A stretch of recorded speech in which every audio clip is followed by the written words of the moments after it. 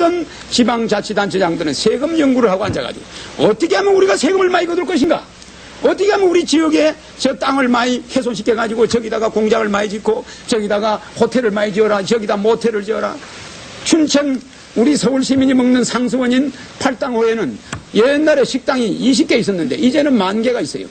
그 정도로 지자체들은 돈을 벌기 위해서 혈안이 돼 있어요.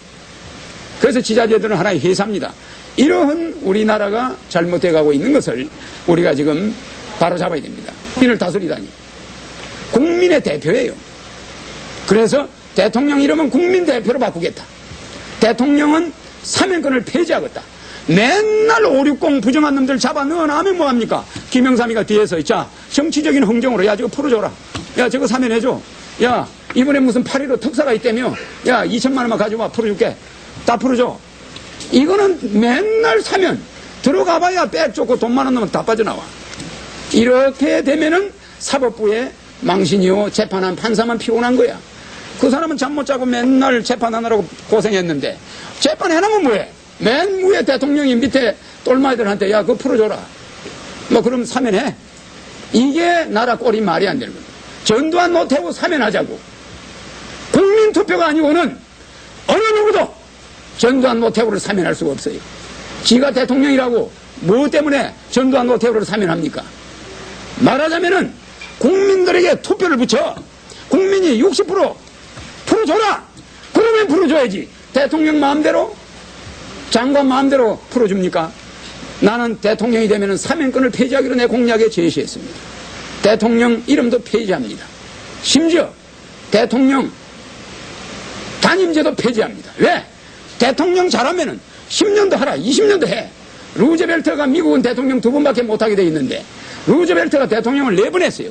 하도 잘하니까. 야 이거 전쟁 중에 선거할 수 있냐? 다시 하시오. 이래가 헌법에도 없는 대통령을 4번 했어. 또 싱가포르, 이강요, 대만에 장개석이 30년씩 했어. 그러니까 경제가 계속 성장하는 거예요. 우리나라 어쩐지 알아요? 5년마다 대통령이 하나 나타나니까 참새떼들을 갖다가 한 5만 명씩 데리고 와. 대통령 척건들. 그것들이 와서 그냥 완전히 논밭을 농사지난 거 별을 다 쪼사 먹어버려요. 또 한 5년 있다가 싹 사라지고 나면 또 한 5만 명을 몰고 어떤 놈이 나타나니. 와서 또 싹 몰고 가버리네. 에? 아니 이게 있을 수 있는 일입니까? 이래서 앞으로 장기 집권이고 뭐고 내가 공화당을 왜 좋아하냐? 박정희 대통령은 18년을 집권을 했지만은 박정희 대통령이 뭐라고 했느냐? 경부고속도로를 공사를 하겠다 하니까 김대중, 김영삼이가 불도저 앞에 가서 우토리 딱 벌고 들어누워. 그때 그래서요. 텔레비 봤죠? 아 그러니까 불도저가 밀려고 하니까 이거 보시오. 그 넓은 운동장 같은 길을 뚫어서 뭐 하려고 그래? 앞으로 100년 동안에 이거 못 써먹어. 그러니까 박정희가 뭐라는 줄 압니까? 야 이 사람들아 10년만 있어봐라. 에? 땅, 그 경부고속도로 놓는 땅 가지고 여기서 서울서 인터체인지까지 땅도 못 산다. 무슨 말인지 아시겠어요? 그만큼 미래를 내다보는 식견이 있었던 사람들인데 지금 여기 우리나라에 정치한다는 사람들은 그런 사람들이야. 고속도로 놓겠다면 낳지 마라. 포항제철 공사하겠다니까 세계에서 제일 큰 제철소입니다. 지금 포항제철이. 그런데 김대중, 김영삼이는 야 이 사람들아 우리나라에 쎄쓸 데가 어디 있냐? 쎄쓸 데가 뭐 때문에 제철소를 만드냐? 당신들 미치지 않았냐? 박정희 당신. 이래가지고 대들어서 그러니까 박정희가 어안이 벙벙할 거지. 야 이 사람들아 앞으로 10년만 있어봐라. 이런 제철소가 하나 더 있어야 된다. 이게 뭡니까? 바로 이러한 정치인들이 지금 판을 치고 있어요. 이거를 싸그리 물갈이 해야 됩니다. 내가 텔레비 나가서 떠들면은 여러분 원자탄 구경 안 했죠?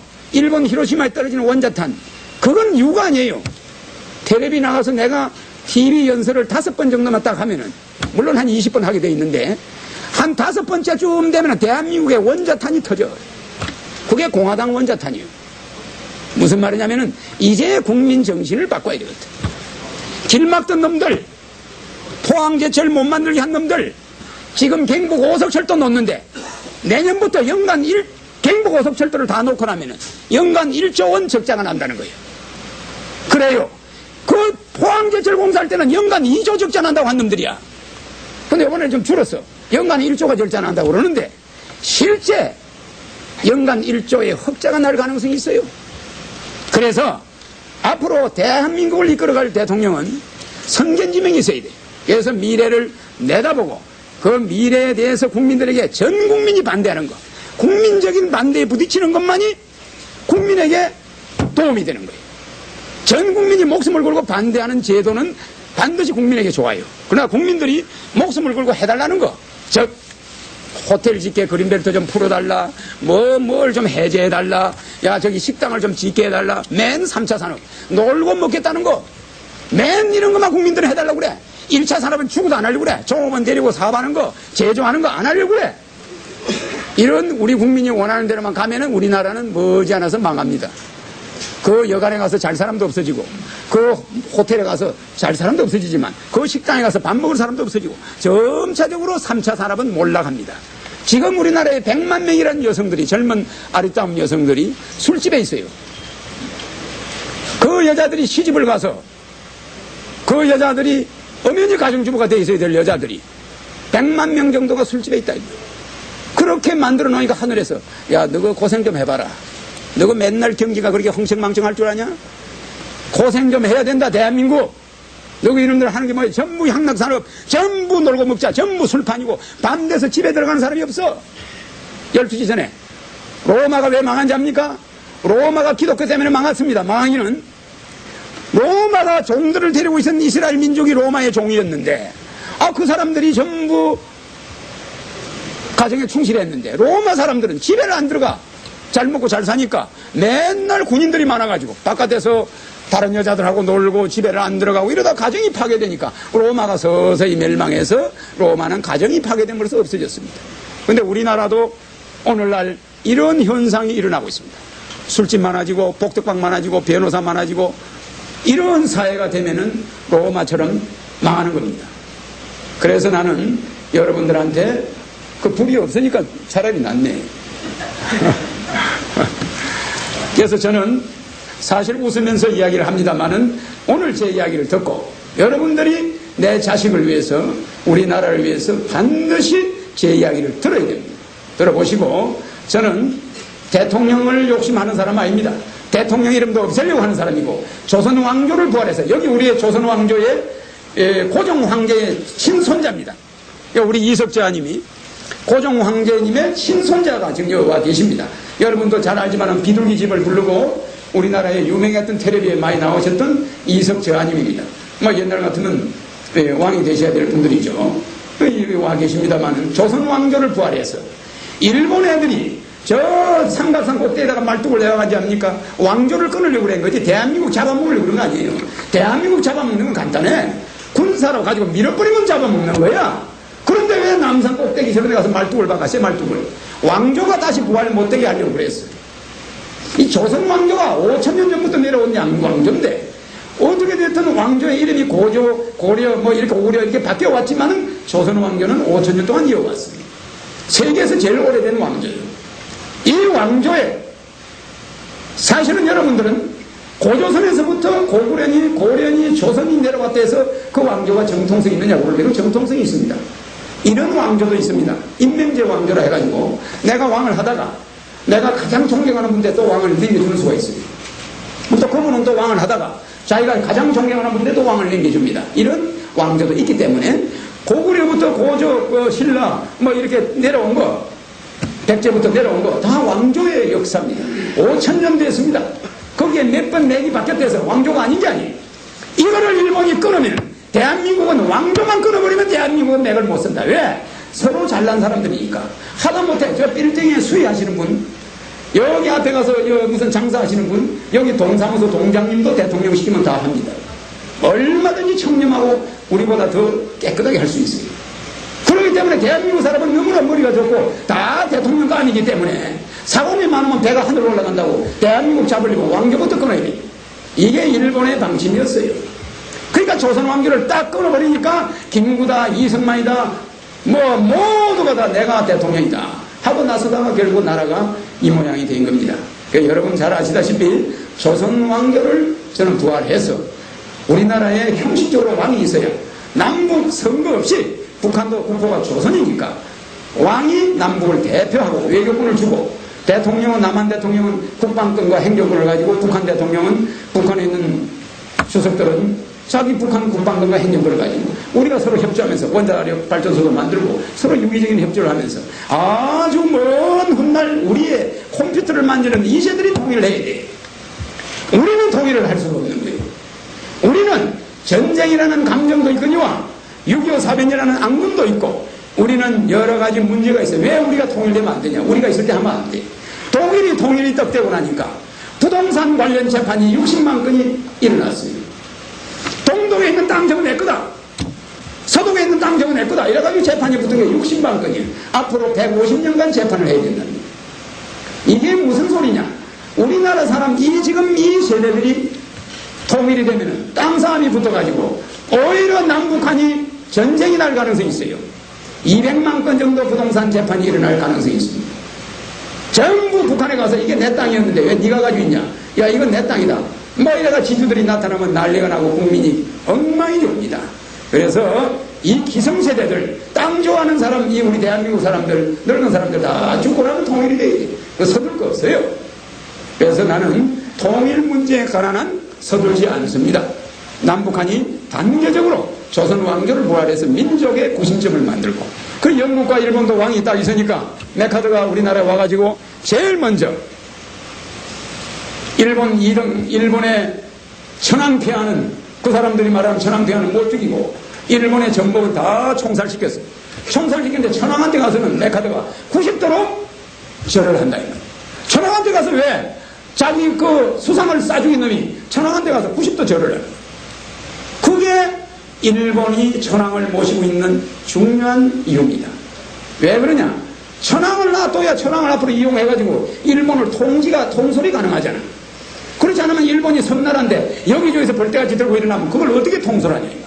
그래서 나름대로 국왕제도는 구심점이 됩니다. 그래서 우리가 꿀벌을 보면 알아요. 여왕벌을 갖다 죽여버리면 그 벌들이 우왕좌왕하다가 다 도망가 버려요. 국가도, 대통령은 국가의 정신적인 지주가 될 수 없어요. 그래서 대통령 이름은 없애고 국민 대표로 바꾸고 국왕을 옹립해서 앞으로 대한민국은 국왕이 남북을 대표하는 외교권을 가지도록 제가 할 것입니다. 물론 우리 국민들이 앞으로 조선 왕조가 부활돼가지고 경복궁에서 국왕이 당신 당상관 하시오, 당신은 정이품, 모든 현역 장관들은 관직을 가지겠죠. 왕실의 관직도 가집니다. 겸해서. 그러면 무슨 행사를 할 때 실제 문화재가 아니고 그 살아있는 문화재로 바뀌어 실제 모든 장관들이 당상관이 뭐니 예복을 입고 한 번씩 왕궁에 가서 행사도 하고 그게 실제지. 그래서 무슨 큰 국가적인 행사도 하면은 우리 국민들의 마음이 옛날 몇천 년 전으로 돌아간 것 마냥 우리의 문화가 되살아나면서 우리나라 사람들의 마음이 푸근해져. 꼭 박 대통령이 총 맞아 죽을 때 우리 마음이 얼마나 허전했습니까? 그런 거와 같이 왕이 옹립이 되고 나면은 일본 사람들이 독도 저거 우리 땅이야. 그런 소리를 못해요. 이거 왕이 없으니까 대한민국 사람은 완전히 콩가루 집안이니까 이건 뭐 가서 이거 우리 땅이다 그래도 그 사람들이 잘 단결이 안 돼. 이렇게 생각하고 우리를 얕봅니다. 그리고 저는 일본이 끊어난 그 원자탄, 우리의 핵 관계를 나는 핵을 만들어야 된다고 이제 주장을 합니다. 뭐 핵은 우리가 알다시피 일본이 우리나라를 침략했는데 독일은 우리나라를 침략해가 독일은 세계를 침략해서 먹으려다가 독일 자체가 미국과 소련에 의해서 잡혔어요. 전범입니다. 독일 자체가 전범이 돼가지고 미국과 소련이 놀아가졌습니다. 우리나라는 전범이 아니에요. 일본이 전범인데 전쟁은 일본이 시작해가지고 우리나라를 먹었는데 미국과 소련이 와가지고 우리나라를 구해준답시고 일본 놈을 다 잡아놓고 우리나라를 둘이서 놀아가지자.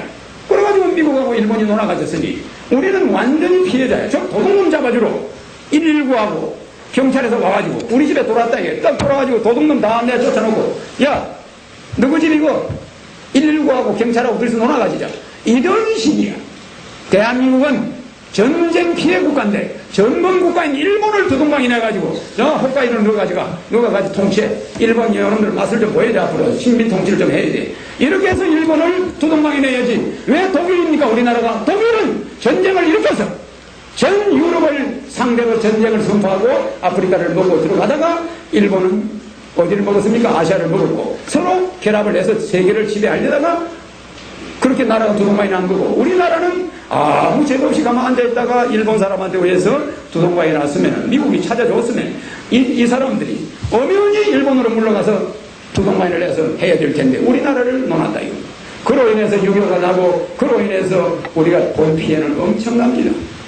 그래서 나는 핵을 만들어서 우리가 핵을 가지고 있으면은 물론 미국에서 나를 죽인다고 공발을 하고 네가 핵만 만들어봐라. 핵 만든다는 공약만 하니까 너는 지도새도 모르게 죽을 수도 있어. 이렇게 뭐 미국에서 이야기할 수도 있습니다. 박 대통령도 핵을 만들다가 죽었다고 우리가 다 알고 있는 사실이에요. 그래서 내가 공화당을 만든 이유는 박 대통령이 마지막 못한 것을 내가 해보겠다는 것입니다.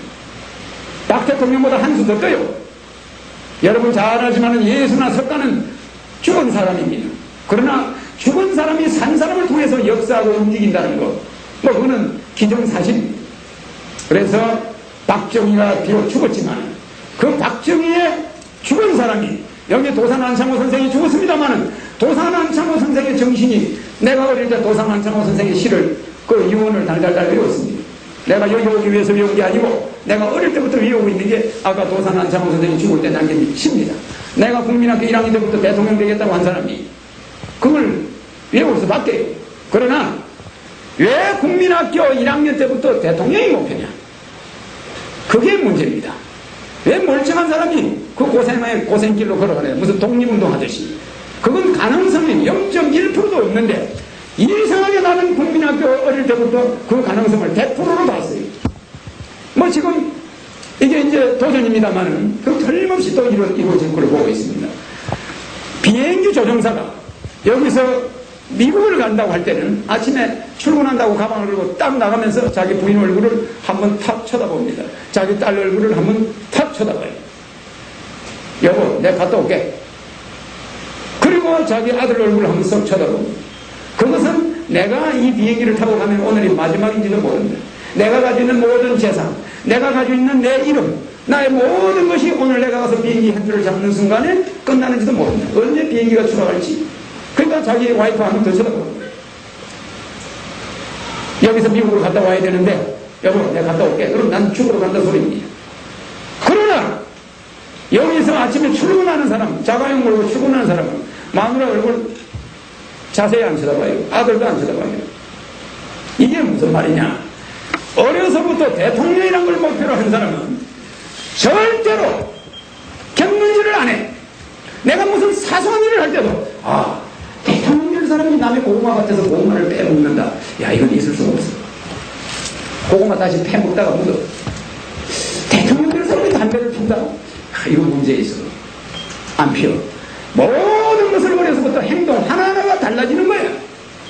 왜 우리 어린이들한테 뜻과 이상을 어려서부터 교육을 제대로 심어야 되냐면 어려서 목표가 딱 정해져 있대. 어려서 우리가 목표를 센터보드를 잡은 사람은 절대로 경륜질을 안 하고 탈선을 안 합니다.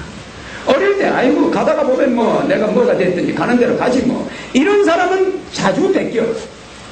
이래서 우리가 나라도 진로를 우리 같은 사람이 딱 잡아놔요. 서울시청을 옮긴다. 그럼 시청은 어디로 가야 된다? 청와대는 어디로 옮긴다? 우리나라 계획은 어떻게 생긴다? 제주도를 홍콩처럼 만들어가지고 전 국민이 가만 앉아서도 먹고 살 수 있을 만큼 부자를 만들 수가 있는 아이디어가 있는데 우리나라 경제 원리 조순 같은 이런 사람들은 교과서에서만 배웠지 실전 경험이 없어. 조순 경제 1인자가 경제를 경험해본 적이 없어. 대학 교수들이 앉아서 청와대 앉아서 주먹구구식으로 하니까 나라가 이 모양이 되는 거예요. 그러나 나는 15년간 야간 학교를 다녔습니다. 그러니까 주간은 학교 못 다녔어. 주간에는 검은방에 다녔고 검은방 가서 공장에서 검 세공하는 거 수출 공장에서 검 녹이는 거 검에다가 신주 넣어가지고 녹여가지고 검 24K, 14K, 18K 지시하는 대로 순검덩어리 이만한 거 가지고 용망대에 넣어가지고 청산가루를 부으고 청산불에서 코피가 펑펑 터져. 그거를 몇 년간 하면서 공장에 다니면서 낮에 고등학교 야간을 다닌다는 거예요. 그러면 또 그것뿐입니까? 자동차 제일역에 저기 불광동에 있는 제일역에 버스 줘서 가서 맨날 저녁마다 자동차 고쳐 시단 말이. 그러니까 하여간 그때는 정비공장이 없어. 자동차 종점이 정비공장이야. 거기서 매일 밤늦게 12시에 끝나요. 12시에 다 손님 내려주고 나면 차고에 들어가면 한참 다른 애들은 잠잘 시간에 그 자동차 시다마리에 들어가서 들어놓은 거 아니고 하루 저녁에 차를 고쳐. 그러다 잠을 잔다고 버스 안에서 잠을 자다가 한 6개월 만에 버스 안에 불이 났어. 하도 추우니까 이 백열구 자동차 고치던 거 전부 다 막 물 끌어안고 잤다고. 자동차 안에서 맨날 자니까. 그러니까 그 다마가 어떻게 내가 끌어안고 있는데 내가 덮고 있는 이불에 불이 붙어가지고 왜 불이 나버려. 그냥 버스가 그냥 밤에 자는데 불이 붙어버린 거예요. 그래 내가 버스 밖으로 뛰쳐나와서 도망을 간 거예요. 그게 버스 조수를 이제 안 하게 된 원인인데, 이렇게 낮에 공장이나 직장을 15년을 다니면서 밤에 야간 학교를 다닌 사람하고 편안하게 서울대학교, 앞으로는 말이야, 옛날에는 무슨 지주회급이다, 무슨 자본주의다, 자본가다, 뭐 이런 사람의 싸움이 있었지만, 사상전쟁이 있었지만, 앞으로는 학벌전쟁입니다. 인류대학 나온 사람하고 인류대학 못 나온 사람들하고 지배하느냐 맥히느냐 하는 전쟁입니다. 그래서 0.5%도 안 되는 서울대학교 경기고등학교 나온 사람들이 99.9%의 좋은 대학교 못 나온 사람들을 지배하고 가지고 놀고 지금 마음대로 세금을 조정하고 지금 마음대로 높은 자리 다 가져가고 다 하는 시대입니다. 그 사람들이 공산주의로 말하면은 공산당 고급 공산당원들이에요. 저거가 다 좋은 자리를 다 해버려요. 야 서울대학교 총장, 야 너 서울대학교 나와서 그거 해보고, 야 너 장관 26명 쫙 전부 서울대학교. 이게 뭡니까? 이러한 시대에 우리가 살고 있습니다. 그래도 우리가 웃음이 나와요. 앞으로 0.5%의 인류 엘리트를 하고 내가 웃습니다. 내가 서울 중량교 철길 아래 다리 밑에서 났어요. 그런데 그때 우리 어머니는 서울에 면회를 와 있었어요. 진주에서 면회를 와 있었는데 아버지가 서대문 교도소에서 사형 선고를 받았습니다. 사형 선고를 받으니까 어머니가 면회를 왔는데, 어머니가 면회를 가면 아버지는, 야 우리 애를 뵌 사람이 빨리 시골로 내려가라, 나는 좀 있으면 죽으니까 빨리 시골로 내려가는데, 아버지가 그렇게 하는데 어머니가 안 내려가고 면회를 하기 위해서 중량교 철길 다리 밑에 움막에서 있었어요. 그런데 동네 사람들이 안쓰러우니까, 애를 낳을 때가 다 된 여자가 맨날 거기서 자니까, 아니 우리 집에 와서 자시오 하니까 우리 어머니가, 아니 남편이 내일 모레 죽을 텐데 내가 어떻게 온돌방에 가서 잠을 자요. 그러면서 그거 가만히 깔아놓고 거기서 나를 1950년 1월 1일 날 밤 11시에 거기서 낳았어. 그래서 우리 어머니가 결국 산후가 안 좋아가지고 몸이 얼어가지고 우리 어머니가 돌아갔어요. 그 돌아가는 바람에 나는 남의 양자로 컸어요. 물론 양자로 컸지만은 시골서 남의 양자로 우리 고향에서 집안 어른들이 있는 데서 컸으니까 정상적으로 컸어요. 그래서 국민학교 때 머슴살이 비슷하게 우리 친척집에서 컸습니다. 그러면서 낮에 국민학교 다니면서 야간 서당을 다녀가지고 내가 한문을 33번을 뗐습니다. 그래서 국민학교 때 주역을 떼고 한문을 거의 다 뗐었죠. 그리고 중학교 때 서울에 중학교를 80명 중에 우리 반에서 중학교 안 간 애가 4밖에 없었어요. 그래서 내가 1년 동안 기다리다가 안 되겠더라고요. 서울로 도망을 왔습니다.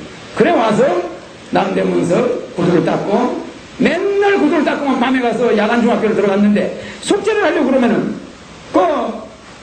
한 30명이 한 방에서 자요. 조그마한 방에서 이렇게 1층, 2층, 3층을 계단식으로 해가지고. 그게 뭐가 합숙소인데 담배 연기 때문에 글을 못 봐요.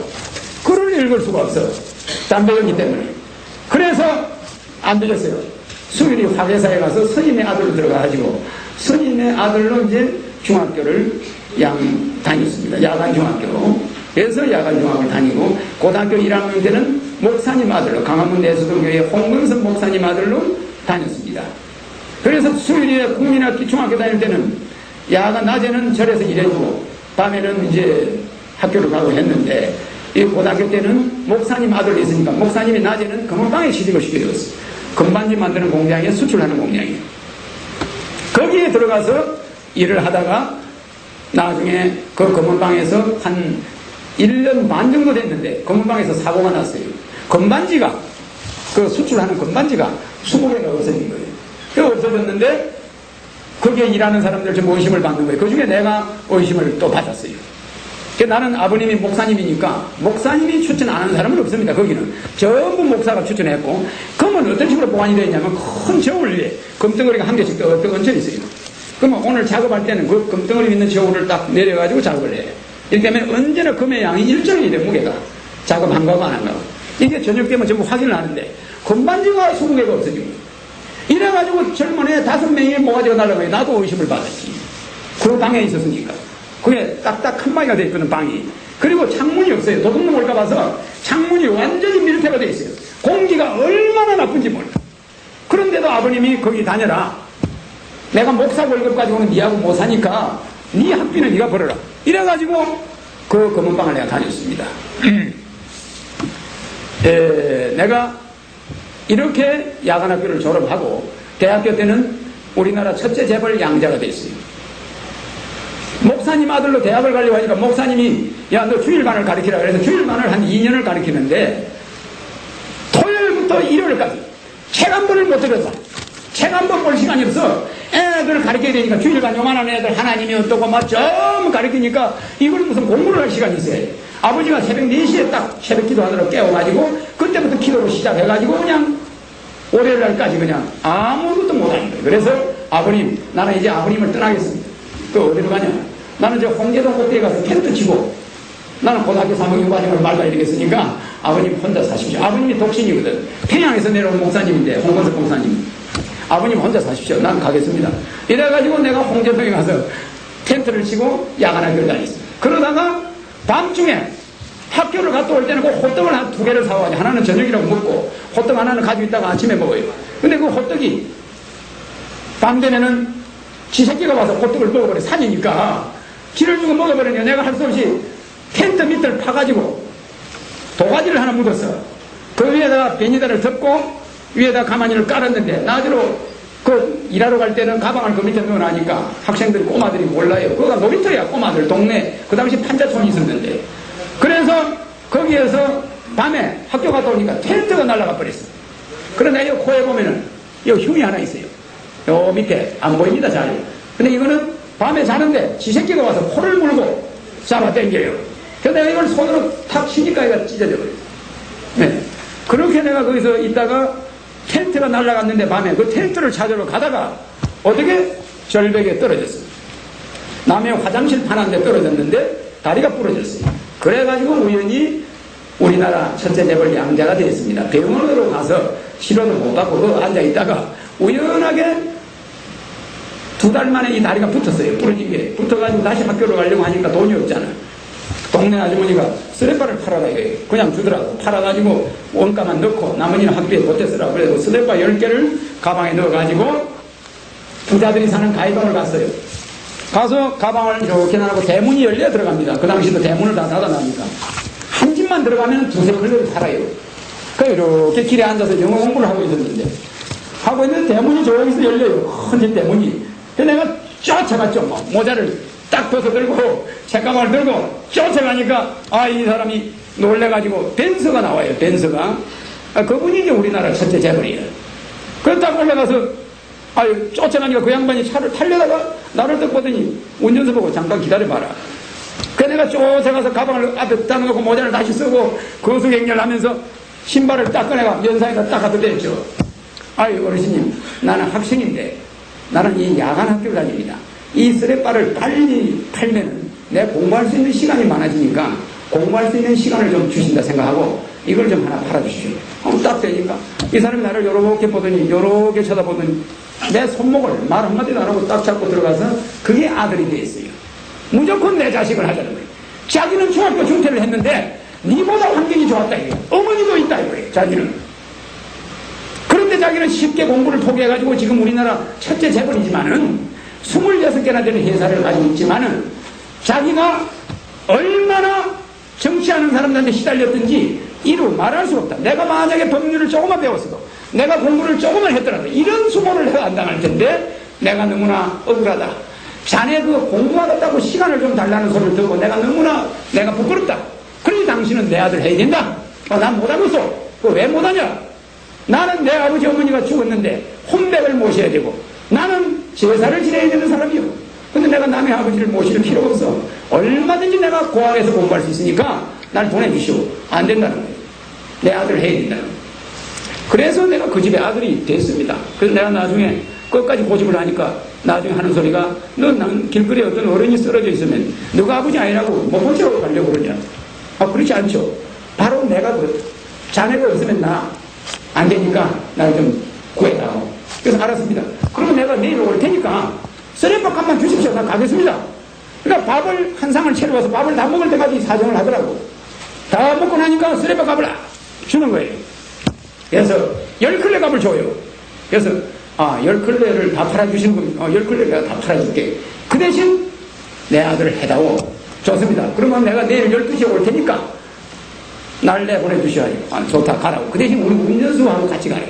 우리 운전수가 가가지고 자네 있는 데를 알아놔야지. 자네가 올지 안 올지 어떻게 하냐 이 말이야. 안 올 수도 있는 거 아니냐. 그러니까 우리 운전수를 따라 보내겠다. 나는 안 돼요. 난 버스 타고 가겠어. 안 되니까 좀 가라. 이래서 할 수 없이 그 사람 차를 타고 홍제동에 가서 그 운전수가 카메라를 가지고 내 천막을 다 촬영을 다 하더라고.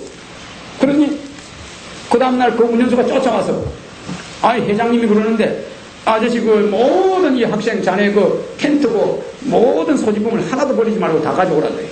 그래서 다 가지고 가서 그 다음날 그 집 아들이 됐어요. 그래서 내가 첫째 재벌 아들로 대학을 다녔습니다. 그런데 아버지가 얼마 몇 달 있으니까 나보고 서울대학에 넣어주기로 했으니까, 총장 서울대학교에 이야기했으니까 너 서울대학으로 바로 들어가도록 조치를 할 테니 야간학교 그거 다니지 마라. 아니 아버님, 참 내 그거 보면은 내가 그때나 지금이나 고치시겠어요. 아버님, 내가 서울대학교를 왜 갑니까? 서울대학교 가면요 앞으로 이 사회에 편안하게 먹고 살 수 있을지 몰라도 이 밑바닥에 있는 사람들하고 나중에 내가 하고자 하는 일을 할 수가 없는 수가 있으니 서울대학교는 마음 약하고 몸 약하고 신체 허약한 사람들이나 가시고 가서 재주 없는 놈들 가서 법관이나 하고 공부해가지고 펜대 굴리고 살 수 있을지 몰라도 나는 밑바닥 생활을 하면서 야간 학교만 16년이라는 기록을 깨야 되지 여기서 중간에 주간학교를 간다 있을 수가 없어. 그러나 서울대학교 안 가요. 이래가지고 우리 아버지는 말을 최초로 거절했어요. 그게 우리 아버지의 말을 거역했습니다. 그러나 그 회사, 아버님의 회사 26개의 모든 인사권은 내한테 맡겼어요. 네가 너무나 뭘 잘 보고 무슨 행사라도 날짜도 내가 잡아주고 아버지가 뭘 제사를 지어도 지방도 내가 써주고 모든 걸 내가 하니까 아버님이 나를 너무너무 좋아해가지고 모든 직원들 잘못하는 거 인사이동하는 걸 나한테 맡겨서 내가 거기에 대해서 모든 정권을 행사했습니다. 19살 때. 그러니까 내가 19살 때 그룹의 모든 인사의 책임자였어요. 우리나라 첫째 재벌이. 얼마 전까지만 내가 공장에 검은방에 내가 금반지 만드는 기술자였는데 그렇게 돼버려서 하루아침에. 그래서 내가 파란만장한 경험을 하면서 자랐습니다. 그래서 지금 내가 이해창 대표의 아들을 칭찬을 하고 나쁘지 않다고 하는 것과 같이 김영삼, 김 대통령 나쁘다고 생각하지 않습니다. 그 사람들이 선결기명이 없었다는 것 뿐이에요. 박 대통령이 고속도로를 올 때 못 넣게 했지요. 포항제철을 못 나게 했죠. 경부고속철도 지금 전 국민들이 안 된다고 하는 거예요. 국민이 안 된다고 하면 성공하는 사업이다 이 말이에요. 그래서 그러한 국민들을 올바르게 이끌어 가려면 바로 제가 30년 어려서부터 지금 47입니다. 국민학교 때부터 내가 계획해온 모든 계획이 그대로 이루어져서 우리가 어떤 정권 창출로 들어갈 수 있다고 봅니다. 그래서 제가 이렇게 이야기하는 것은 김영삼, 김대중, 이해창, 조선 어느 누구도 나쁘지 않아요. 옛말에 이런 말이 있습니다. 자신감이 아버지의 결점만 자꾸 쳐다보는 자식은 그 집안이 망합니다. 절대 집안이 망하려면 아버지가 술 마시면 그 술 마시는 것까지도 좋게 보여야 그 집안이 잘 돼요. 그런데 자식이 아버지 사사건까지 아버지 흉을 보는 거예요. 아버지 잘못된 거 자꾸 어머니 잘못된 거 같고 이러면 집안이 망하고 자식이 아버지의 좋은 점만 맨날 보는 거예요. 아버지가 나쁜 점이 많은데도 우리 아버지는 술을 저리 많이 먹고 맨날 집에 늦게 들어오고 저러지만 우리 아버지는 참 마음이 좋아. 이렇게 자기 아버지의 좋은 점만 보는 자식은 그 집안이 잘 되는 겁니다. 내가 대통령이 되겠다고 김대중, 김영삼 같은 사람 마냥 맨날 상대방 흠집만 찾아내가지고 시비하면은 그것이 되는 게 아닙니다. 그래서 전직 대통령들에 대해서 나는 존경심을 가집니다. 김영삼 대통령도 마찬가지고, 김현철이, 여러분 알지만 이해찬의 아들도 아무 잘못이 없지만 김현철이도 잘못이 없는 사람. 여러분들은 김현철이 잘못 없다고 그러면 날 때려죽일지 모르지만 그 사람도 효자야. 박찬호도 효자요, 이해찬의 아들도 효자요, 김현철이도 효자입니다. 왜 그러냐? 아버지를 당선시키겠다고. 다른 사람은요, 이성계의 아들은, 큰아들은 아버지가 왕된다니까 배가 아파가지고 가버려. 물론 이방원이는 안 그랬습니다만 이성계 큰아들은 가버려서. 그러나 김영삼이의 둘째 아들은 아버지를 도왔어요. 큰아들은 안 도왔지. 아버지의 얼굴도 닮았지만 아버지를 위해서 목숨을 바쳤어. 지금 교도소가 있어. 아마 김영삼 대통령은 역사에 남는 대통령이 될 거예요. 왜? 경제는 망쳤지만 자기 자식을 교도소 보낸 대통령은 역사에 없습니다. 그게 쉬운 게 아니에요. 얼마든지 검사들한테 백을 써가지고 야, 사전에 이런 거 차단해라, 안 나오게 해라 할 수 있어요. 김영삼 대통령 성격 고지식합니다. 절대 그런 거 못 봐요. 내 자식이라도 문제 있어 조사해. 할 수 없어. 교도소가 그거요, 얼마든지 검사를 움직이고 여론을 조작할 수 있습니다. 그런 거 정도는 할 수 있어요. 그런데도 그 사람은 그러지 않았어요. 그러나 정책적으로 내하고는 달라요. 내같이 대학교 명시를 폐지하겠다, 또 국회의원 제도를 폐지하겠다, 여자 50% 남자 50% 모든 여성 단체장들이 배지를 붙여야 돼. 그러니까 여성 의원이 50%야 뭐 다방조합장이 됐든 무슨 말이야 YWC 회장이 됐든 모든 여성단체에 배치를 붙여. 그래 여성 50% 남자 50%. 그래 국회의원 제도가 바뀌어. 현행 국회의원 제도는 없어. 여기는 자본주의입니다. 자본주의에서는 돈 버는 사람이 이거예요. 말하자면은 자본주의의 꽃은 직영단체입니다. 여기에 경영자 총연합회가 있으면 그 사람들 경영자 총연합회 회장은 국회의원보다 더 높은 자리예요. 그런데 김대중이가 야 너 전라도 한평에 가서 국회네, 김영삼이가 너 거제도 가서 국회네, 그럼 그냥 배치 붙여. 그 사람이 지적해주는 사람이 전부 국회를 장악해버려. 딱 두 사람이 지적하는 사람이 우리나라 국회의 절반을 장악한다 이겁니다. 김대중이가 야 너 저 전라도 저 여수에서도 출마해, 그럼 너 내일 모레 배치 달아 이 소리예요. 딱 두 사람이 모든 우리나라의 국회의원을 좌우한다면은 그게 되겠습니까? 그게 안 됩니다. 모든 자본주의에서는 자본을 만드는 기업가의 대표, 노동자들의 대표, 노조의 대표, 모든 사회 다방조합장, 버스 사업조합장, 택시 사업조합장, 모든 장들이 배지를 붙여요. 그 사람들이 세금을 내. 무슨 지역 대표가 세금을 냅니까? 세금 내는 사람들의 나라예요. 이 나라는 세금 내는 사람들의 나라라고. 세금을 적게 내는 사람일수록 자격이 없다는 게 아니라 세금을 내는 사람들의 모임의 장이 국회의원이 돼야 이 나라가 바로 잡힙니다. 그래서 직능의회를 만들겠다. 그래서 저는 직능의회의 국회의원 제도를 폐지합니다. 이와 같이 모든 제도가 김영삼 대통령이나 김대중 총재보다 낫습니다. 예를 들어서 김대중 총재가 텔레비 어제 나와서 교육제도를 어떻게 하겠습니까? 대학 자율에 맡긴다. 내가 권총이 있었으면 그 자리에 있었으면 싸줍니다. 정말 권총을 안 차고 있으면 망정이지 텔레비를 향해서 그냥 총을 쏠 거예요. 우리나라 교육을 어떻게 바꿔가지고 우리가 어떻게 살 길이 있느냐 모르니까 대학 교육은 대학 자율에 맡기는 거예요. 그러면 앞으로 10년 이내에 우리나라에 있는 은행은 모두 망하고 우리나라에 있는 기업들은 다 망하고 대학 재벌이라는 재벌이 나타납니다. 대학 총장이 재단 이사장이 등록금 올려 학생을 몇 명 모집해 대학 재단 이사장이 졸지에 재벌이 돼버리고 모든 경제가 재벌이 됩니다. 이렇게 대학이 전 우리나라의 경제를 장악하게 되어 머지 않아서 그래서 대학 자율화는 있을 수가 없습니다. 뭐냐? 대학 입학제도를 폐지해야 돼. 국민학교 때부터 교육을 다시 바로 시키고 중고등학교 때부터 국가교육을 바로 시키면서 대학 때는 중고등학교 때 적성이 좋으면 한두 과목만 공부하면 돼. 그거를 가지고 그냥 한두 과목 자기의 전공 과목을 가지고 대학교 때 컴퓨터가 자기 좋아하는 예술을 좋아하면 예술가 이렇게 입학이 되는 거예요. 자동으로. 단 4년제 대학을 가는 사람은 장학금이 없어. 2년제 대학 전문대학을 가는 사람은 장학금으로서 전 학비가 면제돼. 이렇게 해서 우리나라 사람을 기술자로 만들어내면서 대학을 풀어버려. 모든 사람이 대학을 가는 거예요.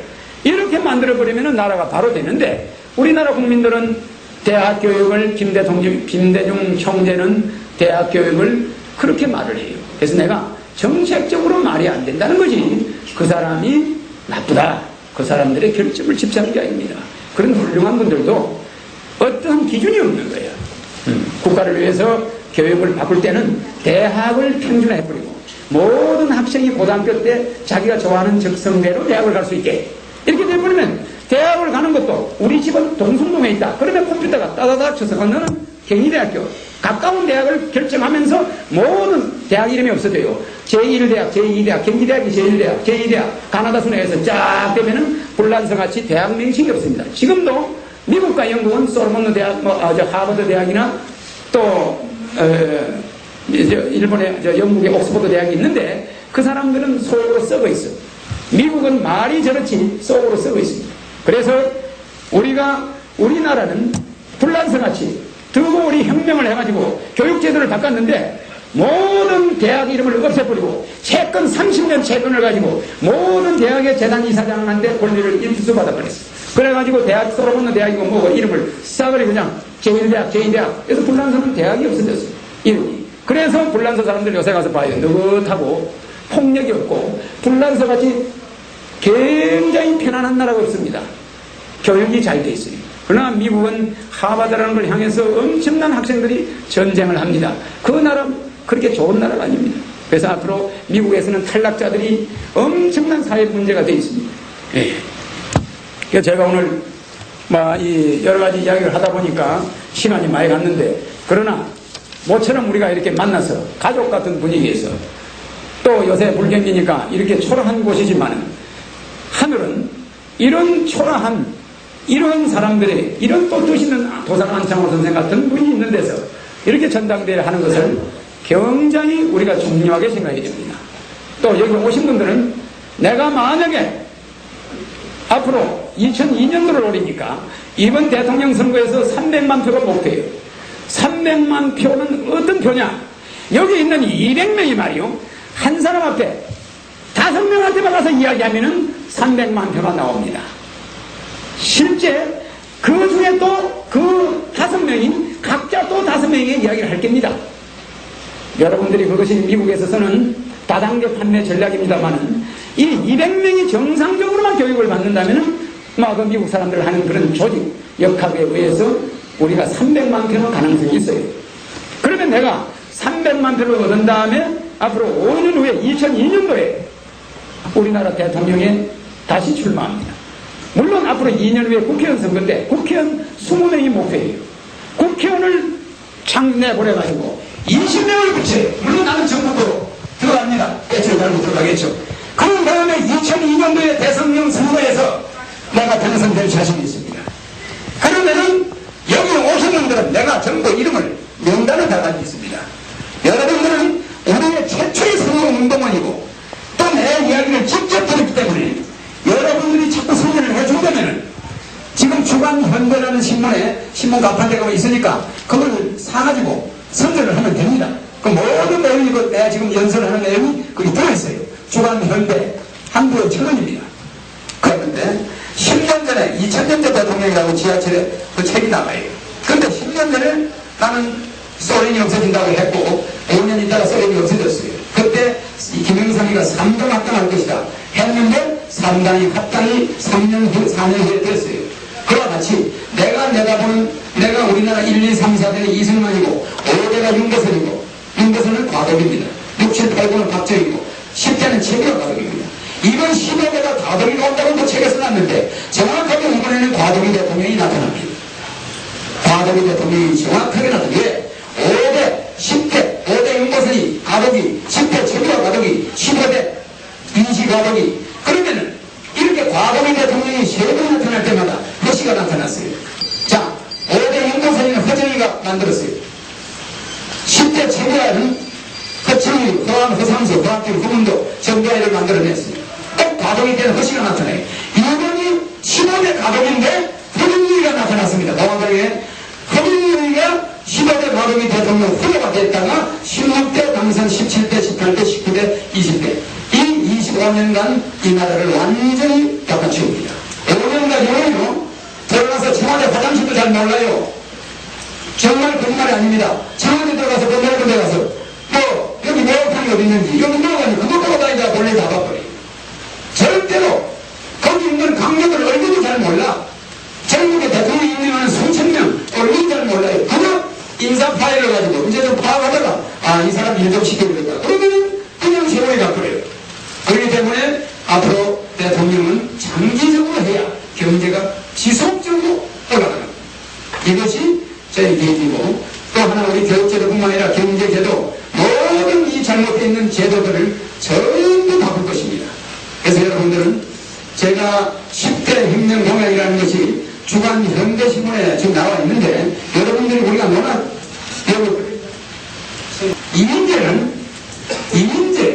이민재가 도와준 바람을 또 이렇게 놨어요. 박정희를 닮았다 해가지고 실제 박정희의 배력이 올라간 사람은 제입니다. 제가 나오는데 이인재가 바람을 일으키다가 발목이 잡혔어요. 근데 그 사람이 설사 대통령으로 나올까 해도 나는 걱정이 없습니다. 나는 300만 표, 이인재는 700만 표, 뭐 그렇게 받으면 그걸 되는 거죠. 그러나 이인재 여러분, 나는요 사람을 잡습니다. 제가 뭐 주연을 했다고 해서 그런 게 아니라 이인재, 김영삼 근본적으로 얼굴이 다른 사람들이에요. 박정희하고 이인재하고 이민재의 눈동자를 보세요. 박정희하고 같은가? 저는 차라리 이렇게 보면은 내 눈매나 내가 가지고 있는 이상한 모양은 박정희하고도 닮은 게 있을지 몰라요. 이민재가 여러분 머리를 뭐 이렇게 가운데해가지고 박정희를 닮았다고 그러는데 그 사람은 박정희가 받은 것이 서울대학을 나왔다는 것입니다. 서울대학 나온 사람 이 나라 말아먹는다는 건 내가 눈이 강조하는데, 앞으로의 이 나라 정치는 정규리 같은 사람, 국민학교 나온 사람, 한국 정태수 같은 사람, 바로 서울대학교 나온 놈들한테 밀렸어요. 말하자면 청와대에 있는 엘리트들이 정태수를 잡았는데 그 사람은 국적이 예를 들어서 고등학교다 제대로 안 나왔죠. 그런 사람들이 경제에 실제 기업을 일으키면서 경제를 만든 장 본인들이 정규리 같은 사람이 만약에 우리나라 대통령이 돼서 우리는 먹고 살 걱정이 없어. 실업자도 없어요. 솔직히 말해서 이거 거짓말이 아닙니다.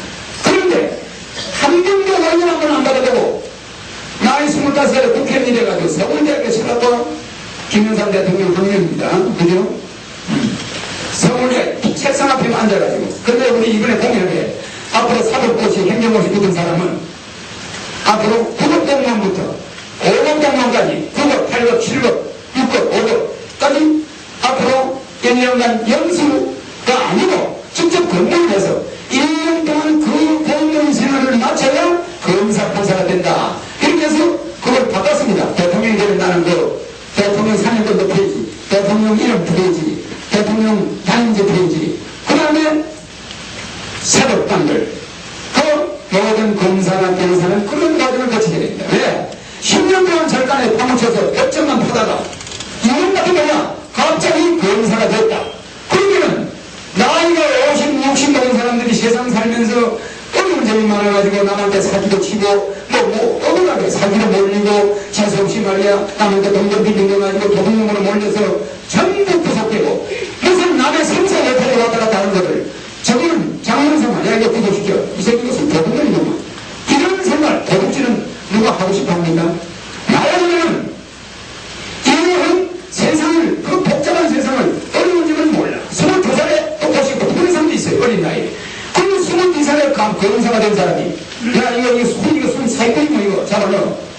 그러나 그 사람은 알고 보면 사기꾼이 아니라 먹고 살려고 자식들하고 너무 치다가 그렇게 어려운 점이 있는 것이지 그게 왜 사기꾼입니까? 검판사들이 사람 잡아내고 인간이 파괴돼.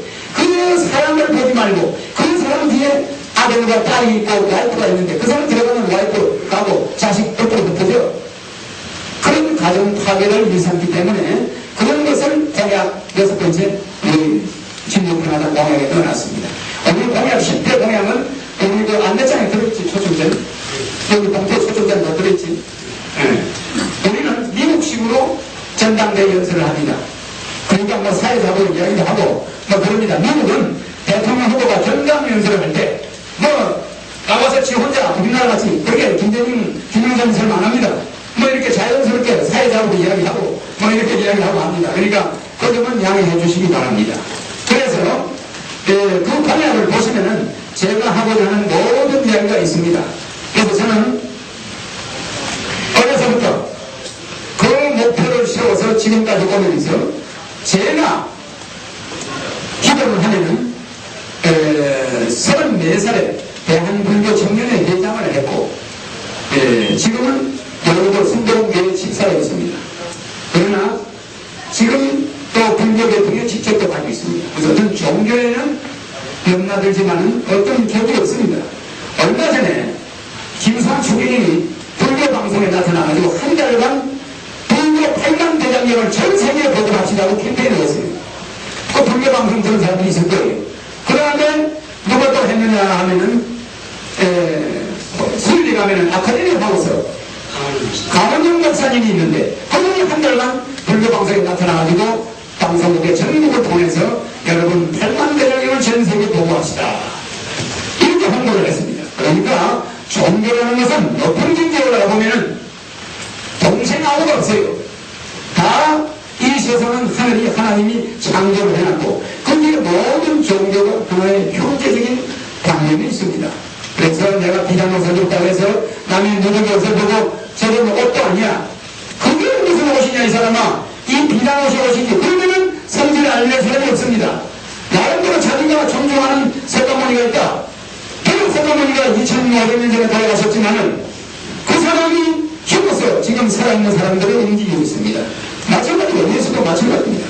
그와 같이 죽었던 사람들이 우리를 움직이고 있어요. 그래서 제가 오늘 연설을 좀 장난을 한 것 같은데 여러분이 와서 형식적인 행사는 저는 원치 않습니다. 그래서 저의 사상을 조금이라도 여러분한테 전해서 앞으로 여러분들이 나가서 남들한테 저를 조금이라도 환대해 주시는데 도움이 되라고 제가 이야기를 장황하게 했습니다. 여러분들 감사합니다.